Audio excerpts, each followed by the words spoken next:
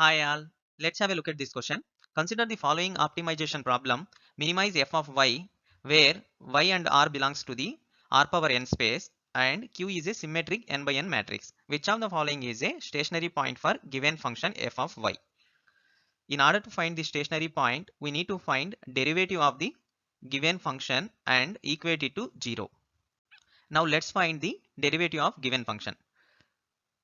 Derivative of function with respect to y, that is 0.5 y transpose qy minus r transpose y is equals to 0.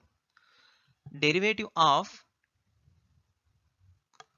y transpose qy is same as derivative of some constant c y square. Both are same, like when it is a function we use y square, if it is a vector we use y transpose y. Both are same, so derivative of y square is 2cy. Similarly here derivative of y transpose qy is 2yq.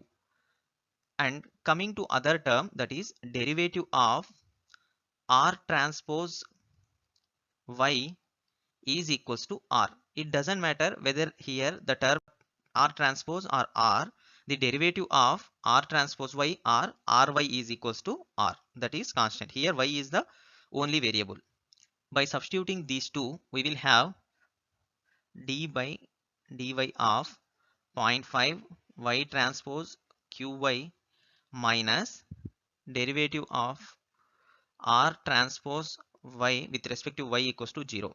Just now we have seen derivative of y transpose qy is equals to 2 times qy into 0.5 minus derivative of r transpose y is equals to r, that is equals to 0.